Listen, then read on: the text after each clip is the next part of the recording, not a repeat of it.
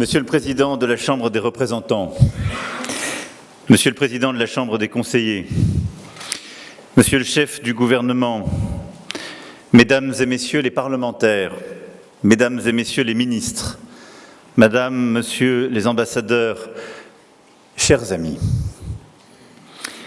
à l'heure de m'exprimer devant vous, je mesure combien la venue s'inscrit dans une histoire séculaire qui a tissé entre nos deux nations une véritable communauté de destin, un dialogue qui remonte à la nuit des mémoires.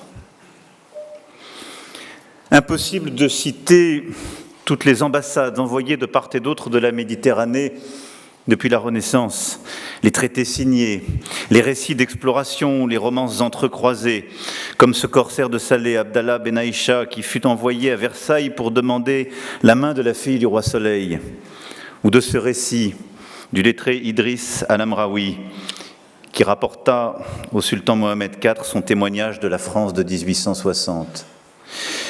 Il y eut ces ambassades, avec leurs longues palabres, autour des questions de commerce et de sécurité des mers. Mais ce furent des artistes qui posèrent à coup sûr sur le Maroc le regard le plus passionné. Delacroix, Matisse, Majorelle et toute la cohorte des peintres et écrivains voyageurs qui abordèrent toujours le Maroc avec respect, avec admiration. Et ces deux dont nous nous réclamons aujourd'hui, et ce sont eux qui éclairent notre mémoire commune, qui connaît aussi sa part d'ombre. Car vint le temps des traités inégaux, quand l'hubris et la force mécanique des États européens s'imposèrent aux quatre coins du monde et quand, même arrangé en protectorat, le Maroc n'échappa pas aux ambitions et aux violences de l'histoire coloniale. La France fit effraction, d'abord par le truchement d'accords commerciaux et financiers, puis par le traité de Fès. Mais tandis qu'elle imposait ses vues et consolidait ses intérêts, il y eut aussi des hommes qui cherchèrent à comprendre, à respecter, et je crois à aimer cet empire millénaire dont ils percevaient l'identité profonde et irréductible. Ils eurent pour nom Louis Massignon, Jacques Berck, à certains égards, Hubert Lyautey. Cela n'empêcha pas la République de demeurer aveugle et sourde au renouveau qui se faisait jour parmi la jeunesse marocaine et que le sultan Mohamed V allait bientôt incarner et défendre. Au lendemain de la Première Guerre mondiale, ces pionniers constituent le comité France-Maghreb, auquel adhèrent François Mauriac, François Mitterrand, et soutiennent avec Amédée Lefebvre, vicaire général de Rabat, les initiatives du monastère de Toumliline en faveur du réveil des consciences inquiètes et de l'émancipation des Marocains.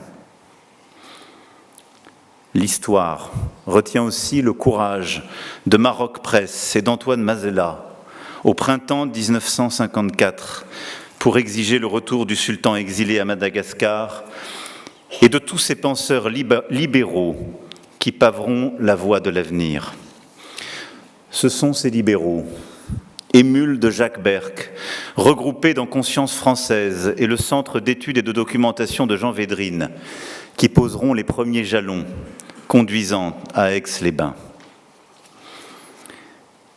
Il fallut néanmoins encore plusieurs résidents généraux et le sombre épisode de la déposition du sultan Mohamed V et de son exil avant que la raison ne prévale.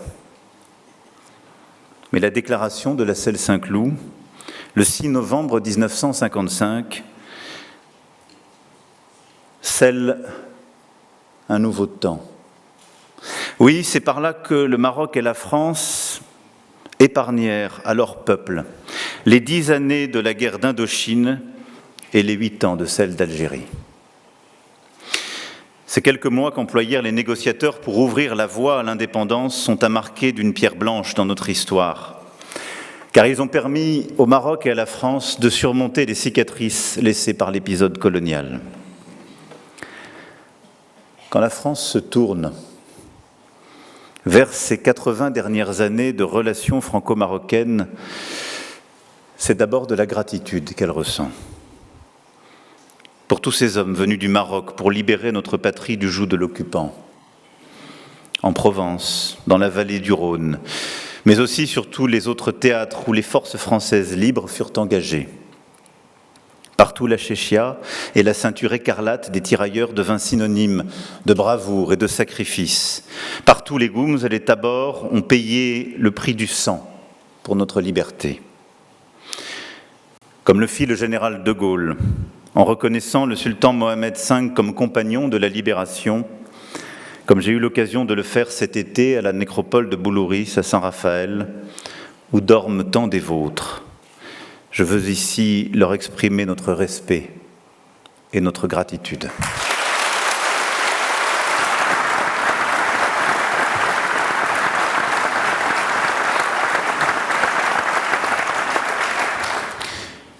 Il y eut le temps du sang versé, le temps des héros et de la guerre. Il y eut ensuite celui des forces vives de la paix. Ces dizaines de milliers et bien plus encore de Marocains qui contribuèrent, après la guerre, à la reconstruction de la France et à son industrialisation. Notre capitale, nos régions, nos villes, Marseille, Lyon, Toulouse, Le Havre, Montpellier, Lille, Metz, Nantes, Strasbourg, Grenoble, tant d'autres de Châlons et d'ailleurs, en portent aujourd'hui le témoignage à travers les communautés d'origine marocaine qui y vivent et qui participent à la vitalité de la France de ce siècle. Combien d'élus, d'entrepreneurs, d'artistes, de sportifs, dont l'histoire familiale, les patronymes, les valeurs spirituelles aussi, incarnent ce que le Maroc a apporté à la France pour qu'elle devienne ce qu'elle est aujourd'hui. Ici, au Maroc, la France est demeurée depuis l'indépendance le partenaire fidèle des évolutions de la société. La communauté française, dans sa diversité, y demeure la plus importante en Afrique. Nos 44 établissements scolarisent près de 50 000 élèves, dont une immense majorité de Marocains. Aux quatre coins du royaume, nos instituts français accueillent tous ceux qui, à un titre ou à un autre, y recherchent une perspective. Apprendre notre langue, se préparer à étudier en France, se frotter à des artistes ou participer à des débats. Enfin, la communauté étudiante marocaine est la première dans l'Hexagone. Et je pourrais ici aussi convoquer les près de 5 millions de touristes français qui voyagent chaque année chez vous. Oui, de part et d'autre du temps et des mers, lorsque l'on parle du Maroc et de la France, il faut voir et il faut dire que nous ne sommes pas tout à fait étrangers l'un à l'autre. Et pas seulement parce que les années d'Al-Andalus ont fait de l'Espagne et du sud de la France un terreau d'échange avec votre culture. La Giralda de Séville, les Éliges bleues et les patios ouvragés du sud en restent toujours le somptueux témoignage architectural. Mais parce que nos poètes même l'ont placé au cœur de nos imaginaires. Les vers du fou d'Elsa sont l'écho lancinant d'une passion franco-marocaine qui ne passera pas et qui s'est un temps incarnée dans ce territoire andalou qui n'était ni tout à fait l'Europe, ni tout à fait l'Afrique. Dans ce pays d'or et d'argent, travaillé comme une timbale, pour reprendre Aragon, où tout revêt ses habits de bal, les champs, les villes et les gens, et où l'air a le parfum des cymbales dans ce pays d'or et d'argent. Pour mes compatriotes, le Maroc jouera toujours un rôle à part, de porte, de passeur vers l'Afrique, une Afrique rêvée, autant que l'Afrique charnelle, humaine, tangible. Et il faut voir la passion que nourrissent nos lecteurs français pour des romanciers franco-marocains. Plusieurs nous accompagnent ici, Pierre Assouline, Abigail Assor, mais je pourrais convoquer aussi Tahar Benjeloun, Abdelatif Lahabi, Leila Slimani, lauréats de nos prix Goncourt et favoris du cœur des Français. Comme si votre terre était par excellence un territoire de littérature. La réalité marocaine est si complexe, si riche, si contradictoire qu'elle fournit en permanence matière à fiction, avance Tahar Benjeloun, élucidant peut-être un peu du secret de cette vitalité de vos plumes. À l'heure où nous avons avec Sa Majesté le roi Mohamed VI, décidé d'écrire un nouveau livre ensemble. Je veux partager avec vous ma certitude que ces liens vont aller se renforçant sans cesse. À cet égard, je remercie Sa Majesté le Roi pour les paroles fortes qu'il a prononcées ici même, le 11 octobre dernier, à l'égard de la France.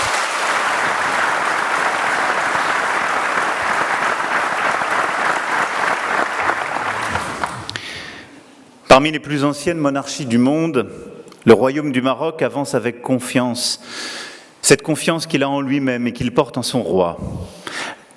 La conscience que lui donne sa longue histoire et l'énergie d'une jeunesse nombreuse, pleinement désireuse d'accompagner son émergence. Vous êtes également les représentants d'un peuple qui a érigé, par la volonté de son souverain, la diversité, le dialogue, la tolérance, au cœur de son identité, de ses institutions, de sa constitution. L'islam de tolérance, promu par Sa Majesté le Roi, commandeur des croyants, forme un défi à toute forme d'extrémisme. Cette richesse du Maroc est encore plus précieuse et digne de respect à l'heure où notre monde est déchiré par l'intolérance et par la guerre. Ce sont là des valeurs que la France partage profondément, qu'elle s'efforce de promouvoir comme pilier historique de l'Union européenne, en acteur déterminé sur la scène internationale, mais aussi en demeurant un creuset de l'innovation technologique, intellectuelle, artistique, grâce et avec tous ceux qui l'ont faite et tous ceux qui la font vivre. 25 ans sont passés depuis que Sa Majesté est devenu le souverain du Royaume du Maroc, incarnant la continuité de l'une des plus anciennes dynasties du monde et l'un des visages de la modernité industrielle et technologique. Face à nous, pour le prochain quart de siècle, se dessinent tous les enjeux et tous les possibles. En réaffirmant un lien d'amitié unique en son genre, en cet anniversaire, je vois l'occasion et la nécessité d'écrire ce livre nouveau pour faire face et relever les défis du siècle. C'est une opportunité historique, oui, je dirais même un devoir stratégique, de construire entre nos deux pays, mais aussi entre l'Union européenne et le Maghreb et au-delà l'Afrique, un projet qui offre à nos peuples, à nos économies, la possibilité d'une prospérité, d'une sécurité, d'un horizon absolument nouveau. Beaucoup a été esquissé ces dernières années et décennies. Euromède, l'Union pour la Méditerranée, pour ne citer que quelques-unes de ces initiatives. Mais force est de constater que les fruits n'ont pas pleinement suivi la promesse donnée par les premières fleurs, en raison des troubles en Méditerranée orientale, de ce qui s'est passé en Libye, de ses conséquences au Sahel et au Maghreb. C'est pourquoi le temps qui s'ouvre est porteur tout à la fois de responsabilité et d'espoir nouveau. Le Maroc et la France ont aujourd'hui vocation à jeter les fondations d'un partenariat d'exception renforcé entre nos deux pays et proposer aux générations des 25 prochaines années ce nouveau livre lucide sur le passé, mais tourné vers l'avenir. Bien sûr, ce doit être avant tout un espace ordonné, dont chacun des partenaires accepte d'être le garant, avec respect et engagement. Je pense à l'immigration illégale et à la nécessité d'une coopération naturelle et fluide en matière consulaire. Chacun voit bien que cette question est aussi une question de confiance réciproque. Elle constitue pour beaucoup de Français une attente des plus fortes. Nous avons besoin de davantage encore de résultats. Je pense aussi à notre partenariat en matière de sécurité, de lutte contre les trafics de toute nature qui minent nos sociétés et menacent nos États. Lutte contre le terrorisme aussi, qui doit continuer de nous unir inlassablement. Lutte contre la criminalité organisée et en particulier contre le narcotrafic qui gangrène nos territoires et nécessite une coopération judiciaire très étroite et encore plus rapide. Oui, ensemble. Notre responsabilité est de bâtir un espace maîtrisé de sécurité et de sûreté. Ce sont aussi ces actions qui permettent ce partenariat d'exception qui gagnerait à être plus ouvert pour étudier, pour travailler quelques jours, quelques mois, quelques années, pour tisser et maintenir des liens, un espace où, sur la base d'un cadre clair, ambitieux, fondé sur nos règles respectives, la mobilité des femmes et des hommes, comme celle des marchandises ou des capitaux, peut permettre aux idées, aux projets, aux talents de circuler intensément. Ce doit être l'occasion de redonner à la Méditerranée sa véritable vocation de trait d'union. Et ne rien faire, ne rien imaginer, se donner pour seule ambition de colmater au jour le jour les flux humains qui nous dépassent, reviendrait à nous résigner à subir notre avenir dans une position passive. Ce n'est pas l'avenir que je veux pour la France, parce que la France n'a jamais été aussi grande que quand elle a rêvé, imaginé plus grand qu'elle-même. Et cette vision, je sais que le Maroc la partage avec notre pays. La France a également toujours été aux côtés du Maroc pour accompagner sa dynamique de développement économique et social. J'évoquais l'éducation, l'enseignement supérieur, mais je songe aussi aux très nombreuses entreprises françaises qui ont cru au Maroc et font aujourd'hui de la France le premier investisseur étranger, ainsi qu'un créateur d'emplois qualifiés, importants et croissants. Je songe à l'Agence française de développement, dont le Maroc est le premier partenaire dans le monde, et dont la stratégie s'aligne parfaitement sur votre nouveau modèle de développement. Je songe aux magnifiques projets pour lesquels vous avez honoré la France de votre confiance, comme le développement marocain du TGV, que nous poursuivrons donc ensemble, et c'est une immense fierté pour nous. Je songe aussi à notre vision des industries culturelles et créatives et l'ambition que nous avons en commun d'en faire un élément central d'attractivité, mais aussi d'employabilité pour nos jeunesses. Je me réjouis demain de pouvoir l'illustrer à l'occasion de plusieurs échanges, et cet après-midi avec des acteurs du secteur du jeu vidéo, échange durant lequel nous lancerons un programme de formation des professionnels soutenu par l'école ISAR dans la perspective de la cité du jeu vidéo dont veut se doter le Maroc. Je pourrais citer là à peu près tous les secteurs, les infrastructures, l'énergie, tous les secteurs qui font la ville durable, celui du traitement des eaux, du traitement des déchets, en effet de l'éducation, de l'enseignement supérieur, tout concourt à ce que nos sociétés, nos jeunesses, nos entreprises fassent encore davantage. S'il est, permettez-moi simplement cette remarque, s'il est un domaine où nous persistons à nous opposer, c'est uniquement le football.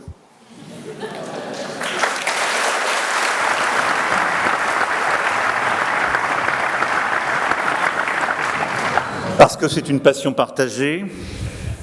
Le match France-Maroc de 2022 restera l'un des grands moments de la Coupe du Monde. Malgré tout, vos joueurs font rêver nos championnats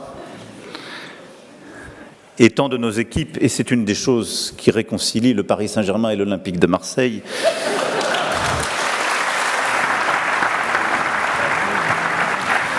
Et je souhaite que l'accueil de la Coupe du Monde par le Maroc en 2030 soit le succès auquel nous sommes impatients de participer et nous offre une fois encore tant de moments d'émotion.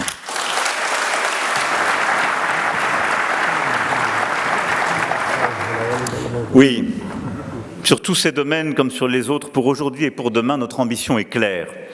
Développer ensemble de nouveaux partenariats stratégiques en mobilisant toutes nos forces économiques, technologiques, académiques, artistique. Bien sûr, pour faire mieux encore qu'hier, mais aussi parce que j'ai la conviction que renforcer notre communauté de destin dans les domaines essentiels contribuera à nous conserver de part et d'autre de la Méditerranée la maîtrise de l'avenir. Les temps l'exigent, et les défis auxquels nos deux pays sont confrontés sur une scène internationale en voie de transformation accélérée aussi. Vous savez, comme moi, qu'il n'y aura pas d'avenir pour nos enfants si nous ne parvenons pas à réussir la transition énergétique et à endiguer le réchauffement climatique. Personne n'est épargné, ni votre peuple, ni le mien. À Paris, en 2015, comme à Marrakech l'année suivante, à travers l'organisation des COP 21 et 22, nos deux nations ont joué un rôle marquant sur la scène internationale. Et c'est ce même engagement que nous poursuivrons. Mais je veux ici saluer l'action résolue qui est la vôtre sur la question de l'eau et de l'adaptation. Je crois que peu de pays ont relevé ce défi avec autant d'ardeur, d'innovation.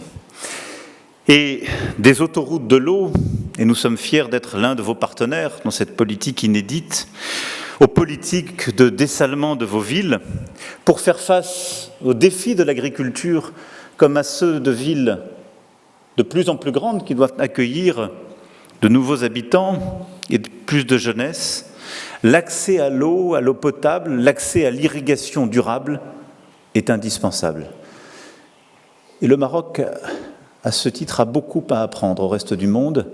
Et c'est pourquoi je souhaite que les autoroutes de l'eau soient au cœur du One Water Summit qui sera organisé en fin d'année et que nous puissions vous accompagner sur ce chemin d'adaptation et de souveraineté inédit.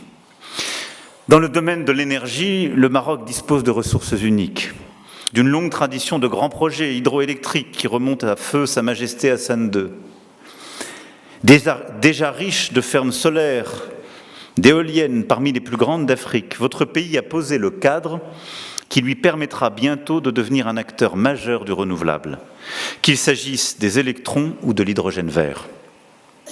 J'ai la conviction que vous saurez non seulement réussir la décarbonation de votre consommation domestique et industrielle, mais proposer de manière complémentaire un approvisionnement de proximité stable et sûr à notre Europe. Oui, je suis convaincu que l'avenir de la Méditerranée s'écrira aussi par ces corridors de l'hydrogène vert et ces corridors électriques qui vont lier nos deux pays. Et ces routes nouvelles que nous sommes en train de bâtir sont des axes décisifs de croissance de part et d'autre de la Méditerranée. Voilà une clé essentielle de notre compétitivité. Et depuis le début de ce siècle, les accords de libre-échange ont favorisé une intégration très avancée de nos économies dont les bénéfices mutuels sont incontestables. Elle a notamment permis, à travers la colocalisation de filières industrielles critiques, de faire du Maroc une plateforme de production efficace et complémentaire pour l'industrie française et européenne. Dans la nouvelle étape de la mondialisation que nous vivons depuis la crise sanitaire, et alors que les politiques non coopératives de certains acteurs internationaux risquent de se renforcer dans les années à venir, l'intégration de nos chaînes de valeur est un levier majeur de notre compétitivité. Et il y a, pour la France, mais plus largement pour l'Europe, à continuer de penser de manière durable l'intégration des chaînes de valeur entre l'Europe et l'Afrique. C'est la clé pour résister aux politiques de plus en plus agressives d'autres grands espaces géopolitiques, aux politiques tarifaires nouvelles et à la fragmentation du commerce international que d'aucuns ont de facto déjà décidé. Ces bases de coopération doivent être claires, rationnelles, durables et justes. Pour les entreprises françaises, cela consiste à faire avec le Maroc, selon une logique mutuellement bénéfique qui prend en compte les mutations profondes des industries et des services. Ces secteurs stratégiques seront au cœur des rencontres entrepreneuriales Maroc-France que je clôturerai cet après-midi et je me réjouis des très nombreux projets que nous nous apprêtons à lancer ensemble et des nouvelles signatures d'accords au-delà des 22 d'hier soir que nous signerons. De part et d'autre de la Méditerranée, nous sommes bien conscients que le capital humain sera le principal marqueur de notre capacité à relever tous ces défis. C'est la raison pour laquelle les questions d'éducation, de formation professionnelle, d'enseignement supérieur figurent au premier rang des politiques publiques de nos États. Le Maroc et la France s'inscrivent à cet égard dans une francophonie ambitieuse, celle que nous avons célébrée récemment à Villers-Cotterêts, et qui constitue une opportunité supplémentaire pour nos deux jeunesses de développement dans cet espace francophone unique. Plus de 320 millions de locuteurs aujourd'hui, 500 millions à l'horizon 2050. Mais nous faisons face à un enjeu d'échelle car ces priorités sont aussi celles des grands acteurs mondiaux qui entendent prendre ou garder la main sur les technologies les plus avancées, qui ont des marchés intérieurs considérables et qui n'ont aucune raison de faire de cadeaux ni à l'Europe, ni à l'Afrique, ni au Maroc, ni à la France. C'est pourquoi, si nous voulons relever tous les défis que je viens d'évoquer, celui de la compétitivité, de l'intégration énergétique, du numérique, de la capacité de recherche aussi dans les domaines cruciaux, comme celui de l'intelligence artificielle, il nous faut drastiquement investir dans la formation. Développer partout nos systèmes éducatifs et leurs échanges, et former sur tous les domaines critiques. Nous avons décidé, lors de cette visite, d'aller beaucoup plus loin en la matière et de nouer de nouveaux partenariats académiques. Pour les métiers de l'industrie, de la santé, du numérique, mais aussi pour ceux de l'agriculture, indispensables à la sécurité alimentaire de nos pays et du continent. Sur chacun de ces domaines, savoir former des talents, savoir les faire voyager, puis les conserver, est un défi essentiel pour nous. C'est pourquoi ce partenariat d'avenir doit être respectueux, exigeant, mais il est indispensable pour nos jeunesses. Dans le même temps, nous devons également jeter les bases d'une circulation naturelle des personnes afin de faire bien davantage ensemble en matière de recherche, de projets, de création d'entreprises, comme autant d'opportunités offertes à ces talents. Des initiatives bienvenues ont été prises ces derniers mois, notamment à l'intention des alumni marocains de l'enseignement supérieur français, qui reçoivent désormais automatiquement un visa de circulation. Et il nous faut continuer de viser plus haut, et je souhaite, avec le Maroc, faire une expérimentation pilote en la matière et permettre justement à ces derniers de nourrir les deux rives de leur intelligence et projets communs. L'histoire, la langue, les fondamentaux posés ensemble depuis des siècles constituent autant d'atouts pour réussir quelque chose de singulier qui puisse constituer une espérance pour les générations qui viennent. Car il nous faut être honnêtes avec nous-mêmes, si nous ne nous plaçons pas sur ce terrain, celui d'un cadre d'ambition assumé, attractif et maîtrisé pour notre jeunesse, nous subirons, l'un comme l'autre, les effets déstructurants des sirènes d'autres pays, de grands acteurs de l'économie mondiale qui viendront écrémer nos ressources, éroder notre intimité, essouffler notre partenariat en offrant à nos forces vives des perspectives que nous n'aurions pas su tracer. Ce que j'appelle de mes vœux, dans tous les domaines que je viens d'évoquer, c'est bien ce prochain livre de notre relation, pour reprendre les mots de Sa Majesté le Roi hier, qui n'hésite pas aussi à bousculer les acquis et les cadres classiques pour porter le plus d'ambition possible.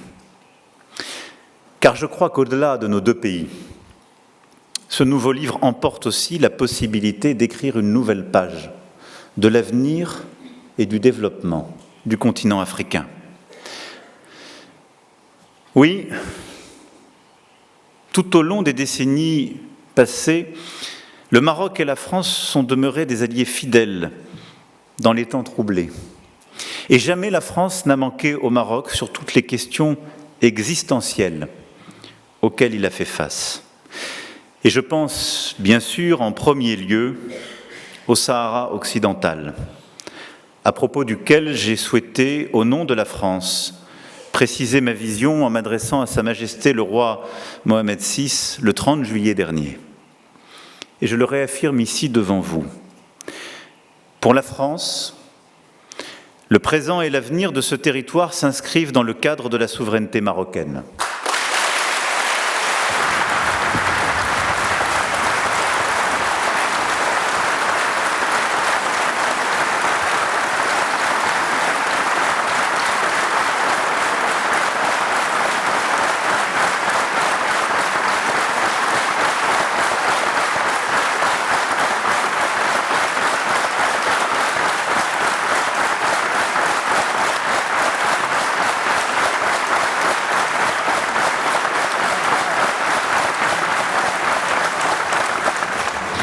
L'autonomie sous souveraineté marocaine est le cadre dans lequel cette question doit être résolue. Et le plan d'autonomie de 2007 constitue la seule base pour parvenir à une solution politique juste durable et négociée conformément aux résolutions du Conseil de sécurité des Nations Unies. Oui, ancrée dans l'histoire, respectueuse des réalités et prometteuse pour l'avenir, cette position est celle que la France mettra en œuvre pour accompagner le Maroc dans les instances internationales.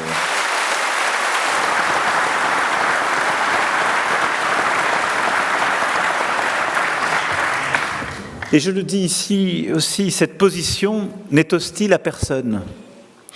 Elle permet d'ouvrir une nouvelle page entre nous, comme avec tous ceux qui veulent agir dans un cadre de coopération régionale, en Méditerranée, avec les pays voisins du Maroc et avec l'Union européenne. Et je le dis ici aussi avec beaucoup de force, nos opérateurs et nos entreprises accompagneront le développement de ces territoires au travers d'investissements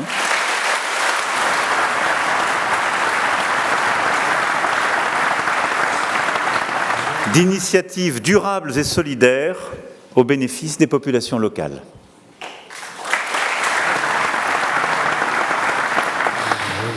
Entre le Maroc et la France, c'est une histoire qui nous appartient, mais elle ouvre vers l'Europe et elle ouvre vers l'Afrique.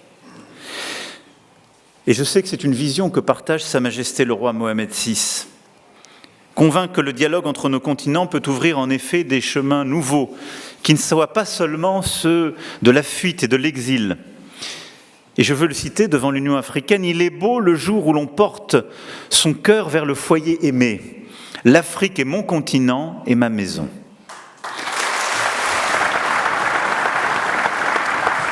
Et c'est pourquoi ce partenariat euro-africain est celui que nous voulons renforcer, celui auquel je crois profondément.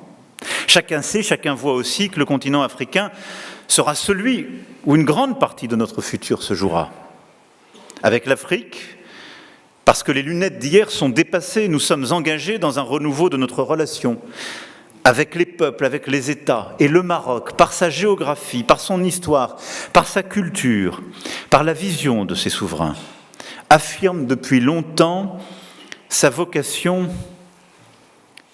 de plateforme, de truchement, de chemin singulier. Sa stabilité, son ouverture, son développement sont des atouts inégalables que nous reconnaissons à leur juste valeur et qui peuvent inspirer bien des initiatives communes. C'est pourquoi, je le crois profondément, nous avons ensemble à œuvrer, et je sais pouvoir m'inspirer de votre pays et de son action au Sahara et au Sahel. Oui, nous avons dans cette région, nous avons besoin dans cette région d'une stabilité respectueuse des peuples, de projets de développement pour la jeunesse de celle-ci, qui seule permettra non seulement la stabilité, mais de mettre fin aux routes des trafics et de la misère, qui du golfe de Guinée à la Libye sont ceux qui font souffrir le continent africain et le continent européen.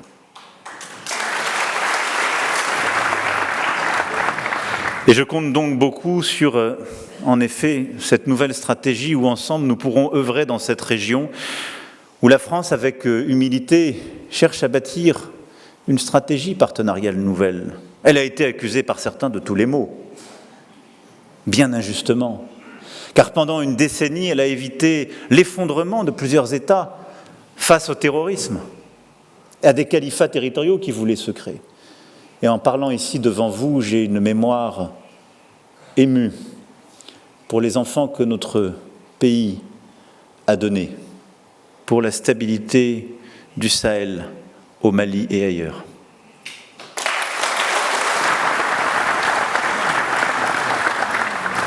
Oui, ce nouveau partenariat avec l'Afrique, par sa jeunesse, est celui que nous voulons construire ensemble.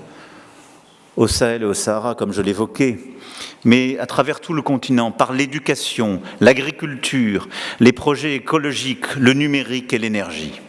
Il y a sur ces axes des actions communes que nous pouvons résolument ensemble construire. Bâtir ces ponts énergétiques que j'évoquais, avoir une politique de souveraineté alimentaire résolue dont le continent a besoin, et nous aurons l'occasion demain d'y travailler ensemble. Et nous sommes déjà partenaires dans cette aventure, avec les campus du réseau Africa-Sup au Maroc, avec la future Académie de l'eau, et nous ne sommes qu'au premier pas de ces révolutions à venir.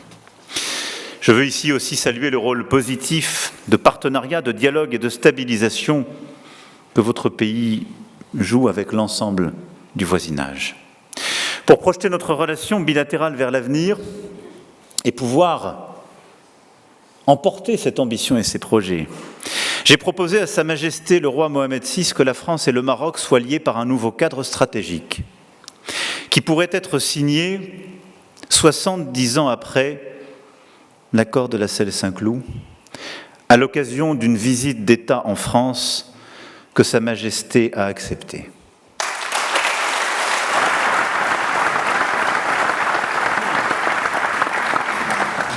Avec Sa Majesté, nous nommerons sans tarder un comité de suivi paritaire qui sera chargé de nous remettre des propositions en ce sens dès le premier trimestre 2025, afin d'en dessiner les contours. Le Royaume du Maroc serait ainsi le premier pays hors de l'Union européenne avec lequel nous nous engagerions aussi intensément.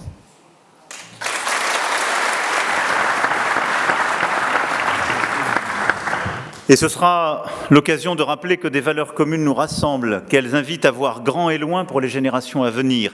Et cet accord aura vocation à mobiliser nos institutions, nos communautés, nos jeunesses, nos talents, pour être les garants de l'ambition que nous nous assignons. Il permettra aussi, en mettant davantage en lumière nos solidarités, d'accorder encore davantage nos voix sur la scène du monde. À cet égard, nos regards se tournent évidemment vers l'est de la Méditerranée, vers cette région du Proche-Orient qui est si chère à la France comme au Maroc, et qui se trouve aujourd'hui plongée dans l'abîme avec des conséquences dramatiques pour les populations civiles. Le 7 octobre 2023 a constitué une attaque d'une barbarie particulièrement atroce perpétuée par le Hamas contre Israël et son peuple. Et Israël a le droit de défendre son peuple contre une telle menace. La France y a perdu 48 de ses enfants et 2 de nos compatriotes comptent encore parmi les otages retenus à Gaza. Mais rien ne peut justifier pour autant le bilan humain désastreux à Gaza et la souffrance que connaissent les populations civiles. C'est pourquoi il faut un cessez-le-feu à Gaza. Et la France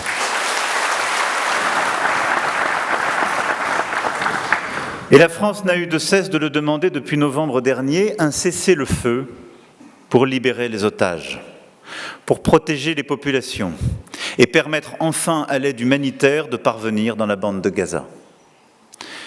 Au Liban également, il faut un cessez-le-feu et l'arrêt des opérations militaires.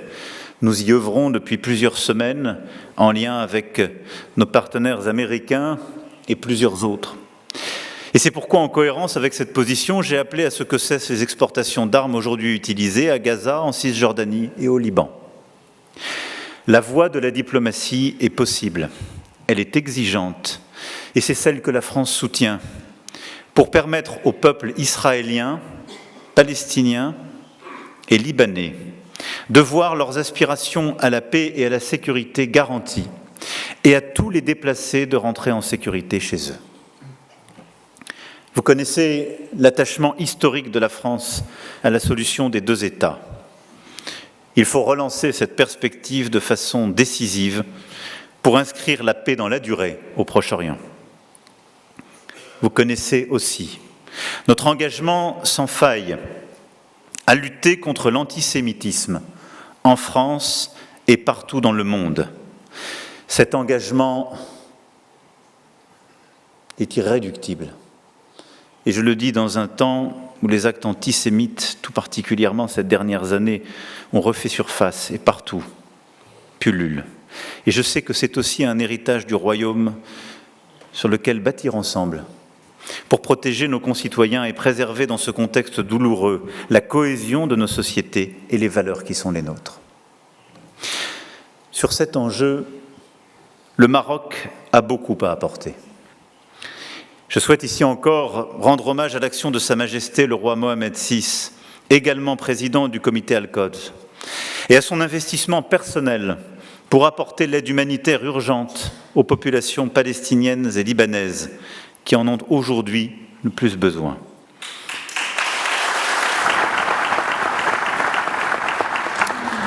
Je salue sa mobilisation et celle de tout le Maroc en faveur de la désescalade, d'une reprise du dialogue et de la relance d'un processus politique crédible. Dans la cacophonie actuelle, dans laquelle se complaisent les extrêmes de tous bords, le Maroc porte une voix forte et singulière. C'est, il me semble, la voix de la raison et de la justice.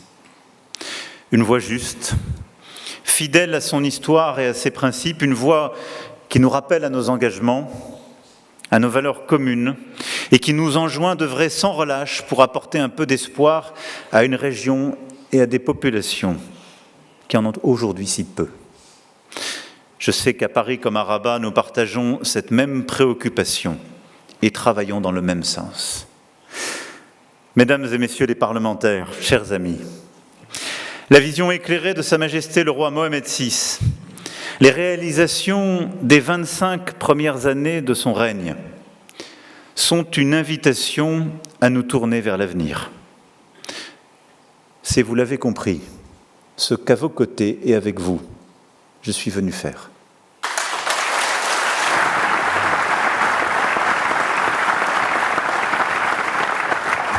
Alors puisse cette visite d'État marquer l'ouverture de ce nouveau livre dans notre longue histoire partagée, qui permettra à nos deux nations d'avancer avec détermination dans ce siècle incertain, mais qui a besoin de la richesse de notre amitié. Puissions-nous être à la hauteur de cette ambition, fort de notre histoire et pour nos jeunesses. Vive le Royaume du Maroc et vive la France!